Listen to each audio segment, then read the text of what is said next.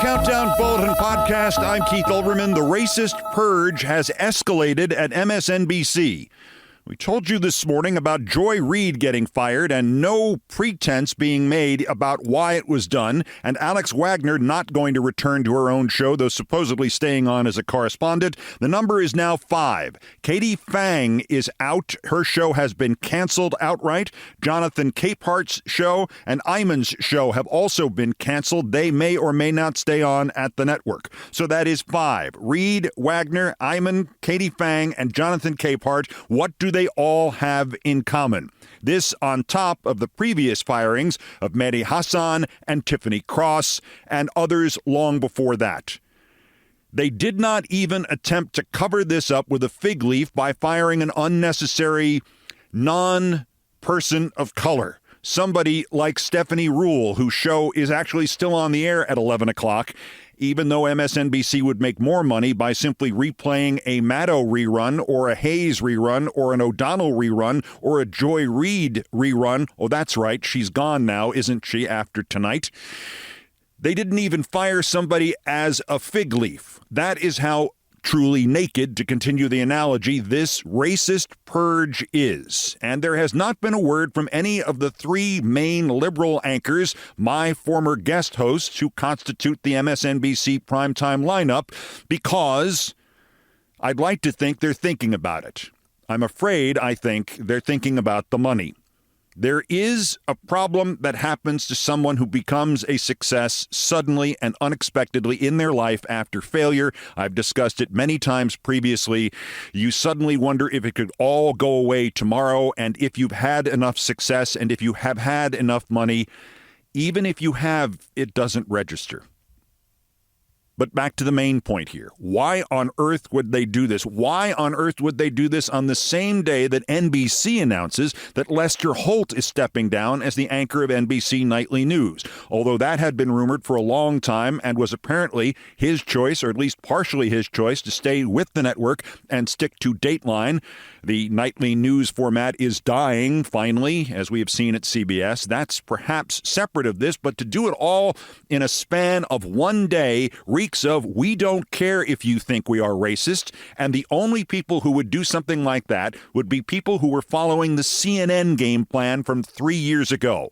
The people who took over CNN, Warner Bros. Discovery, led by David Zaslav and Chris Licht, who used to be in the broadcasting business, decided rather openly to try to make the thing right-wing to please their leading new right-wing investors. And if it didn't work and people simply stopped watching CNN, well, so much the better. You've neutralized CNN as a liberal outlet or a partially liberal outlet or an occasionally liberal outlet or even just a neutral outlet, the way Twitter was neutralized by Elon Musk. And now it comes to MSNBC. You don't go and fire Maddow. You can't. That would be the tent pole collapsing and any value of the network completely vanishing. You can't probably fire Hayes and O'Donnell. And what would the difference be if you did?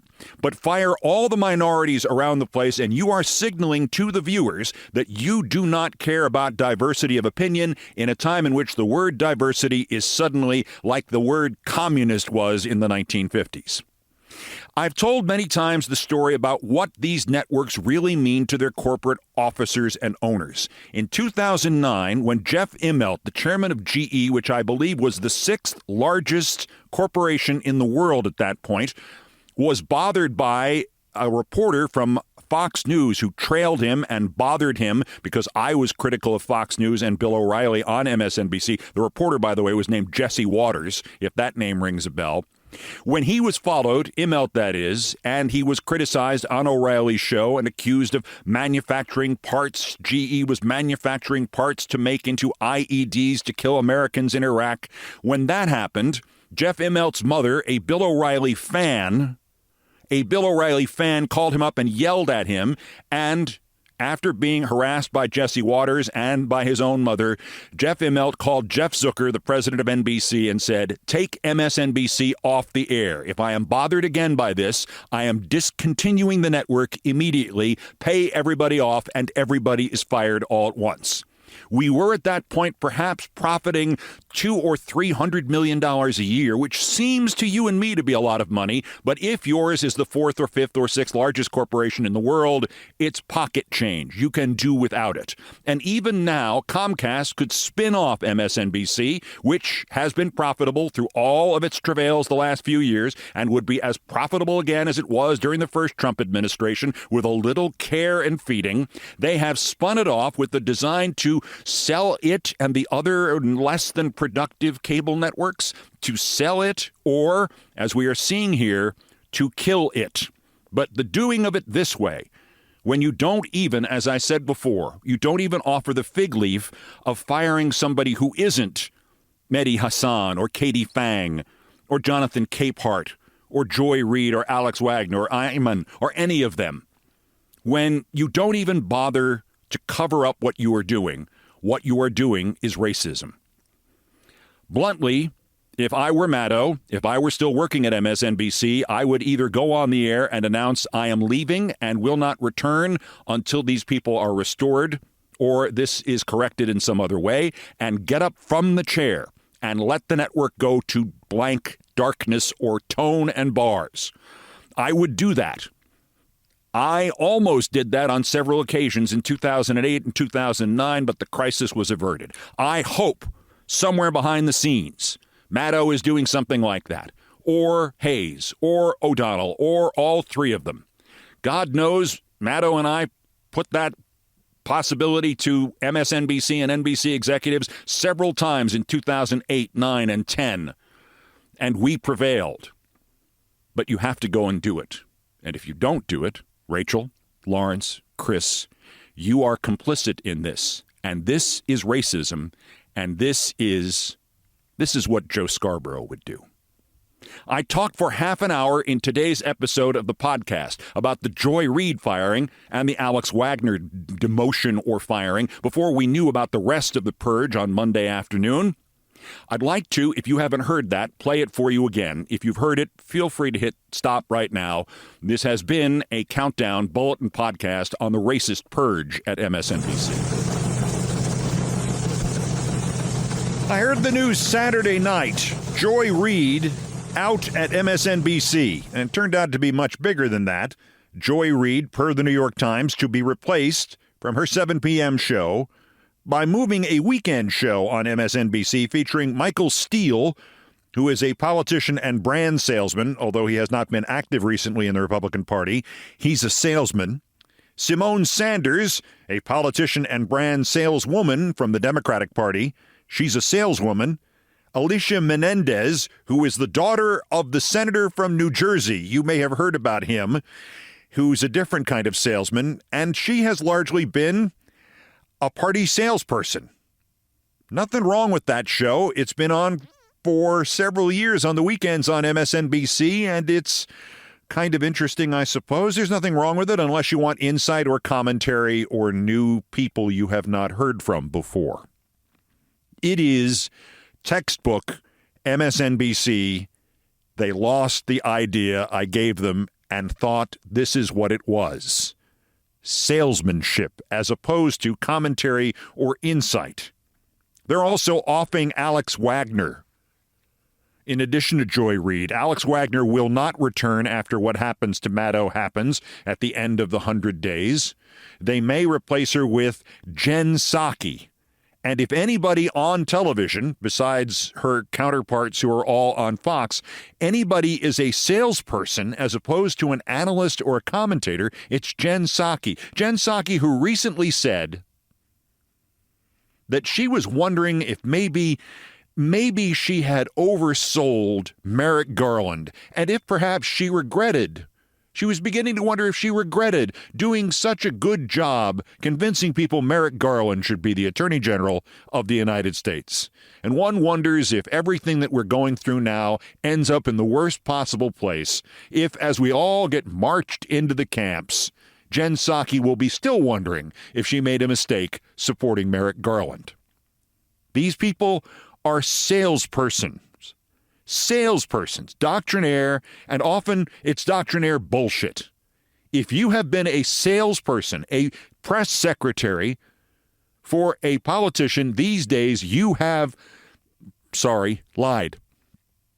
Some people manage to swerve back from this to become decent human beings. Believe it or not, one of Bush's secretaries, Scott McClellan, actually one day woke up and said, I'm better than this, and wrote a tell-all book and promptly disappeared from politics. And I'm sure he's had a happy life since. Because if you're going to sell politics to people, if you're actually going to sell things that you don't believe in, that you haven't analyzed, that you can't find flaw in, that you feel like you shouldn't mention the flaws in, you're irrelevant. Michael Steele was the chairman of the Republican Party, and as much as he's come to be an anti-Trump voice and a useful one, every time I see him, I think, what is this guy trying to sell me? Also, that's a nighttime version, 3 hosts, of the Scarborough Show in the morning. But I'm wandering off the main topics here. I've had lots of problems with Alex Wagner. I've told you the stories. I told you that she was not, when I tried to bring her in as the guest host who would have succeeded Lawrence O'Donnell after Lawrence O'Donnell succeeded Rachel Maddow as the guest host on my show, I told you that it was apparent from the beginning she was not interested in doing the harder parts of the job. Very smart, insightful, obviously very good on television, but just not interested. I told the story about how she did not want to learn how to use the teleprompter and was confident she would pick it up. And that's when we sort of bailed out on her. And on her first show on MSNBC, just 12 years later, the prompter failed and she did not know what to do and stood there for several moments waving at the prompter as if she could get it to move by waving at it and nobody would notice. So I have lots of problems with her, but Alex Wagner was not a salesperson for some politician or political point of view. That political points of view might have coincided with her opinions. Yes, that was true of me, too. I was not a salesperson for the Democratic Party and all things Democrat, and if you doubt that, ask Hillary Clinton how she feels about me as a salesperson for all things Democrat. But I am moving away from the main topic here. Joy Reid was fired by MSNBC. There's lots of other ways to phrase this, and I'm sure they will dress this up to some degree, and I'm sure she will get some money out of the deal. But I don't think we are really understanding the impact this is going to have on the MSNBC brand. Inside the new company that's running NBC or MSNBC and the ex-NBC cable networks, inside that, this is a big day for them because they've just removed a pain in the ass. Just like when I agreed to leave after they breached my contract, even though they had to give me roughly $20 million over the course of several years because they breached my contract, they were so happy that I went. They are still happy, even though we spent the next 10 years dancing about possibly me coming back because things were so bad over there. But where is the reaction here? Where's the reaction from the MSNBC hosts who didn't get fired in a Saturday Night Massacre in all small letters? The reaction from the MSNBC hosts is no surprise. It's no surprise because there's been no reaction. Maddow? Nothing. Al Sharpton? Have we heard anything from Al Sharpton? Because there's something about Joy Reid that I haven't gotten to yet that's kind of important here. In addition to the fact that, just practically speaking, the conduit to bring people to MSNBC and thus to what remains of mainstream television news. The conduit, the person who said, let's book this guest and let's bring in that guy and let's bring in this woman and let's talk about this topic, which would have been different than everything else on the air on MSNBC. That was Joy Reid. And I had lots of problems with lots of stuff she said, and I thought lots of stuff she said was absolutely crazy. And so what? Going back and looking at my shows from 2007, 8, 9, 10, 11, I don't agree with everything I said then myself, let alone what other people said. It's not supposed to be like that. It's supposed to be inconsistent. It's supposed to be poking different areas to see what holds up and what doesn't. It's supposed to be saying, yeah, I like this Occupy Wall Street thing. No, this is bullshit. It's supposed to be like that. It's not supposed to be, here is today's show. We could record this and play it back to you 2 years from now, and you wouldn't know the difference. That's not what it's supposed to be, and unfortunately, the entirety of the MSNBC lineup has become that, except the morning show, which is, of course, MSNBC. Because there's a problem here, a larger problem, and nobody is going to say this. Do you remember Melissa Harris Perry? She used to be on my show, later known as Melissa Harris Lacewell. They gave her her own show, in large part because she did such a good job as an analyst on mine and a couple of other shows, and she got her own show, and they fired her. You remember Tiffany Cross? Now there was somebody who liked to poke at things and see whether or not they were true. And again, lots of things she said, I went, holy crap, wrong. But so what? You have to have room for that. And what they are saying at MSNBC is we're not going to have room for that anymore. She got fired. So Melissa Harris Lacewell Perry, or Melissa Harris Perry Lacewell. I'm sorry, Melissa, I could never keep it straight. She got fired. Tiffany Cross got fired. Remember Tiffany Cross? Among the other things, Tucker Carlson attacked her. She was the one who would go back and say this was on Fox the way I used to. Tucker Carlson claimed that Tiffany Cross was inspiring genocide like Rwanda. Seriously. MSNBC's response, rather than to come at Tucker Carlson with 5 million metaphorical machine guns, was to fire Tiffany Cross. Because you can have controversy as long as it's controversy, trademark, and you can sell it, trademark, and you can put a smile on its face, trademark, and you can give it a little silly grin or a kind of sad grin or a feel-good grin, and then you can say, now here's Lawrence O'Donnell. They fired her. They fired Melissa Harris Lacewell. Now they fired Joy Reid. Now they fired Alex Wagner. Melissa Harris Perry, Tiffany Cross, Joy Reid, Alex Wagner, 4 women. What did they have in common? Well, let's see. They all had their own shows, solo hosts on MSNBC, and they were all women of color, and they've all been fired. I believe, I'm not certain of this, I spent enough time wondering about MSNBC firings. I don't need to go through the list again. Forgive me if I've gotten this wrong, but I do know they're the last 4, if not the only 4 women of color to have hosted shows on MSNBC, and they've all been fired. And they've all been replaced by, well, but Michael Steele is a man of color, and Simone Sanders is a woman of color, and Alicia Menendez is a woman of color. Yeah, they are official. They are safe. They are not going to do crazy things or bring in people you've never heard of before who turn out to be better than the people you've heard of.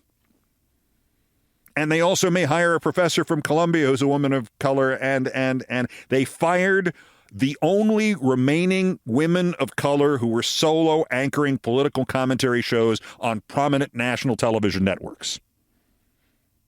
Alex Wagner, I think, probably is relieved by this. And it doesn't mean that just because you're a woman of color or a person of color, your show should be held to a lower standard and you should get 25 years to improve it. No, at some point, guess what?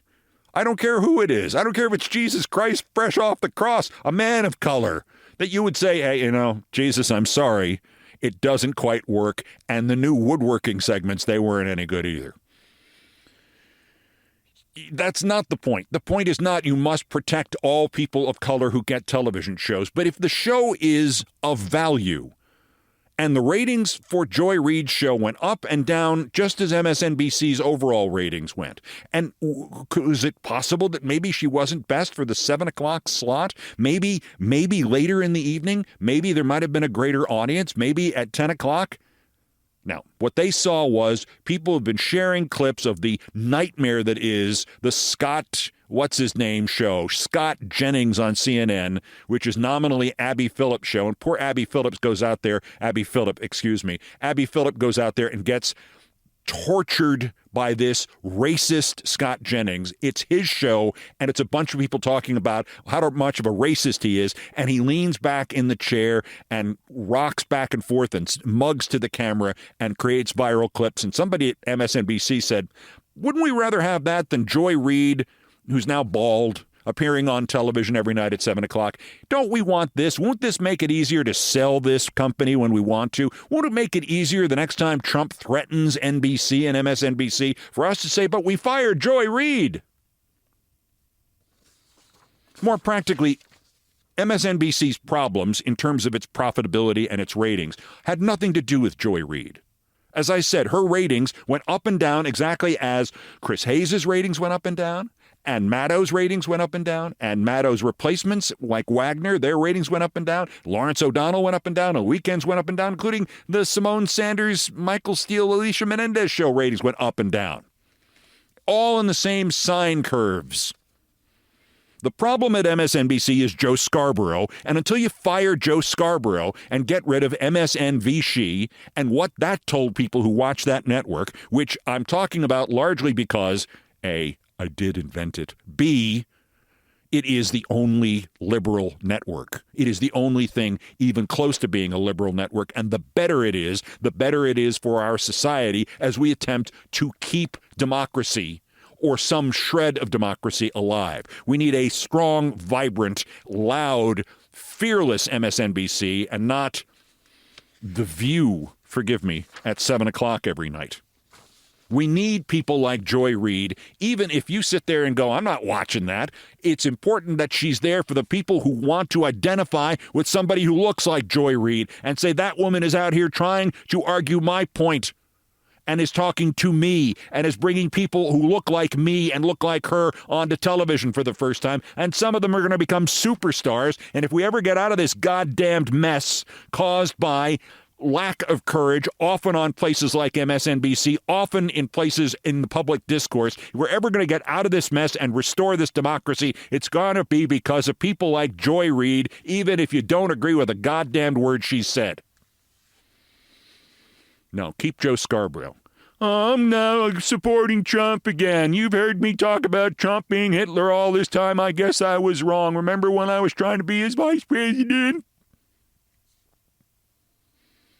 Take somebody off his show to put him on in primetime, Michael Steele. Not take somebody off his show, Joe Scarborough, and put anything on, including Bugs Bunny cartoons, would be a better political statement at 7 o'clock in the morning on MSNBC. And much more consistent and eloquent. And Bugs Bunny did not have a deviated septum either. One last procedural thing about this, about MSNBC, and it is, I think of it the way I do ESPN. Not like an ex-spouse, but really as, and it's a little pretentious, but as a child. As a child that sometimes I have had good relationships with and sometimes I've not. And to some degree, it's the same thing in limited doses with ESPN. I did not father ESPN. It was well established before I got there. But there are aspects to that relationship in which I go, oh, boy, that's not going to work out for you later on. Take it from an old man. And I feel that way about MSNBC. And the other part about this is, okay, you've had turmoil now at 9 o'clock. Maddow retired. Maddow went to once a week. They didn't know what to do about Maddow. Maddow's going to be replaced 4 days a week by Alex Wagner. Oh, no, that's not working. We're going to bring Maddow back for 5 days a week. She's not going to do it long term. We'll bring Alex Wagner back after this in April. Oh, no, we're not bringing her back. It's probably going to be Jen Psaki. You know what? Jen Psaki is going to prove to not really be a television person. There's going to be somebody else needed at 9 o'clock. Oh, and let's now create chaos at 7 o'clock because, honest to God, the first thing I thought of when I was told on Saturday night that they might get rid of Joy Reid or that it was done already, the first thing I thought of, they're going to try to bring back Chris Matthews. Because they tried to bring back Chris Matthews in the morning with Joe Scarborough. Because we need Chris Matthews right now because the shallow, random firings of the few electrons in his brain, something actually getting across those synapses, knocking his references to himself out of the way for a brief second. That's exactly what MSNBC and the political dialogue needs right now. Joe Scarborough and Chris Matthews. When we go to the camps and the doors open, the guys in the hats with the keys will be Joe Scarborough and Chris Matthews. But back to the point about Joy Reid, and I would love to come to you again on Thursday and say, you know what, I apologize to this MSNBC anchor, and I apologize to Al Sharpton, and I apologize to this group that I said they were going to say nothing, and look at this. There's a 5,000-person encampment outside 30 Rock protesting Joy Reid getting fired. I'd love to say that to you. I do not expect to have to do it. I'm not writing notes down for Thursday's show about the big backlash within MSNBC about Joy Reid, because Joy Reid threatens all of their money. Joy Reid says something controversial. Rachel Maddow thinks, I have $25 million coming to me. I want my money. But the chaos is the real legend, the real history of MSNBC. I don't know that I've ever shared this with you. It took a friend of mine named Rainey and I several days worth of going through old memos to compile this list. I've told you many times that I worked, and this is my story about Joy Reid getting fired, that of course comes back to me. I worked at MSNBC from its second year, 1997, through the end of its third year, 1998. I did the 8 o'clock show. It was the first show anybody paid attention to on MSNBC, and eventually I couldn't stand doing it anymore. It was all about Bill Clinton, and I couldn't do it anymore, and they sold me to Fox, and I got out. And then that didn't work, and I went to CNN for a while, and they chose Connie Chung to host their 8 o'clock show instead of me, so that didn't work out. And NBC was short an anchor at MSNBC and invited me to come over for a couple of days. And the next thing I knew, I signed a contract to do the 8 o'clock show again 5 years later. And my friend Rainey and I, before it was apparent that I was going to stay there, when it looked like I was just there for a couple of days filling in because they were short of anchors, we compiled this list of all the shows that had been on after I left the network on December 4th, 1998. And this is my fear of what is going to happen to MSNBC in the next couple of years. The revolving door. The game of musical chairs. Just listen to this. So they had started the network with a show called Internight, which had like 16 different hosts. They'd try to get somebody to sit down and do an hour-long interview. And they had everybody from Bob Costas to Bill Moyers. They had 16 different hosts. And it was filmed, and it was on at 8 o'clock at night, and nobody watched it. So they needed a live television news show before the Brian Williams newscast at 9 o'clock, and I was it, October 1st, 1997 to December 4th, 1998, and then I escaped. And they replaced me with a guy who they thought was exactly the same kind of show, John Hockenberry. John lasted from December of 98 all the way through to February of 99.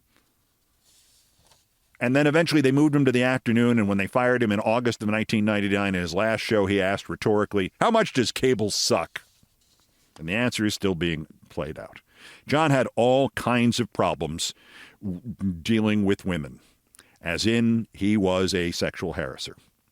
Okay, anyway, so he gets fired. The show that replaced me lasted 3 months. Then they put on 2 half-hour shows, equal time with Oliver North, premiering in February of 1999, and the McLaughlin Special Report. John McLaughlin from the McLaughlin Report. Wrong! That guy. They did 2 half hours. That lasted a month.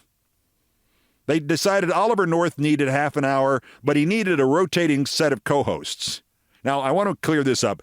None of the co-hosts sat there and rotated. They had different hosts. They were on a rotational basis. I think, in retrospect, they regret this, that it should have been Oliver North with a co-host who rotated. The co-hosts included Cynthia Oxney, Peter Fenn, and Kiki Moore. I can picture 2 of these 3 people. And at 8:30, they replaced Special Report from McLaughlin. That was canceled, and they brought in Time and Again, which was reruns of old NBC News features. In April of 1999, so a month later, it became a permanent hour-long show with Oliver North and Paul Begala as co-hosts. May 30th of 1999, so 6 weeks later, it became North and Begala, shortened to half an hour, and Time and Again came back. So it was Time and Again, it's Time and Again. Another month later, in June 1999, they replaced the whole thing, Oliver North out, special edition with Ann Curry in. Filmed recuts of Ann Curry pieces from Dateline and other shows. And I love Ann Curry. I worked with her in Los Angeles. A great person, a wonderful human being to my mind. And again, at 8:30, Time and Again. Then they expanded in about a month. In July of 1999, the special edition with Ann Curry went to an hour. Then Ann Curry left the program in May of 2000, and they made it special edition with Lori Dew. Then in August, so now what? 3 months later, it became MSNBC Investigates. And the joke was MSNBC Investigates what happened to Lori Dew. On September 28th, 2000, they made MSNBC Investigates a 4-day-a-week show. So Monday through Thursday, it was MSNBC Investigates. Again, this is all the 8 o'clock hour after I left. We're on show 12 so far.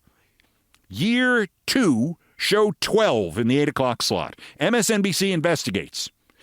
But on Friday, that wasn't MSNBC Investigates. It was a weekly show called Missing Persons with Diane Diamond.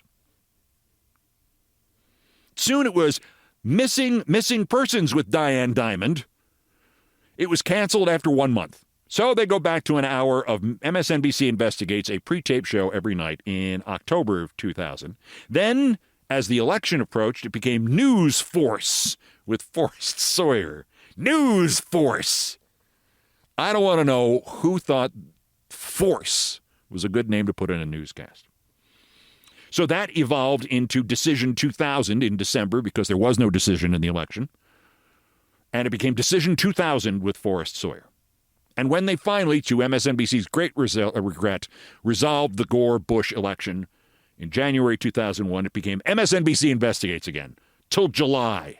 And in July of 2001, they solved the crisis of what to do at 8 o'clock, only 2.5 years after I had left. The News with Brian Williams at 8 o'clock for nearly 14 months. And then he said, I don't want anything to do with MSNBC ever again. In September 2002, at 8 o'clock, they premiered The Phil Donahue Show, which lasted until February 2003 because the show cost more money than they could possibly make in advertising. And they replaced it with Countdown Iraq with Lester Holt and segments with Pat Buchanan and Bill Press in the middle of a show getting America ready for war. At 8 o'clock, MSNBC had Countdown Iraq with Lester Holt and Buchanan and Press. And then they had to move Lester Holt to the network. And so Operation Iraqi Freedom with Keith Olbermann. Soon, that was not enough. The news from Iraq was no longer interesting, and we made it Countdown with Keith Olbermann. March 31st, 2003. So that was 20 shows. Me, 20 new shows in 4 years, and then me again. Because you can't have this. And then after I left in 2011, it was The Last Word with Lawrence O'Donnell for a while. Like 9 months. Then they put Ed Schultz on instead. Then they put in Chris Hayes in 2013.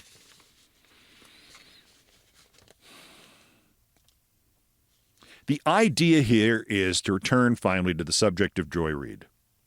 You put people on TV who you, the executives, can control. When the chips are down, when the company is in trouble, when the boss goes to the anchor and says, don't say this, they say, don't say what? And then they don't say anything. When the company is in trouble, when a dollar might not be earned, you won't hear crap out of Maddow or O'Donnell or Hayes or Sanders or Steele or Menendez or Jen Psaki. My version of this, and it might have been stylistically, philosophically, it might have been the only thing I shared with Joy Reid, was that when the chips were down in this circumstance and a dollar was at risk, I felt it was my job to say what they did not want me to say. Not always. There are sometimes management is right. But if they don't want you to touch a controversial topic, grab it with both hands. That's your job. If not, if you're not willing to do that, you can be replaced. You can be replaced by Missing Persons with Diane Diamond. Nothing against Diane. I used to work with her in radio. Lovely woman. You could be replaced by News Force. News Force. We break down your door and drag you away. It is your job as a political commentator to get yourself into trouble whenever possible. Now, whenever necessary. I did that. Joy Reid did that. I'm sure she looked at my times in trouble and went, what are you doing that for? And I know I've looked at her in some occasions and gone, what are you doing that for? Doesn't matter.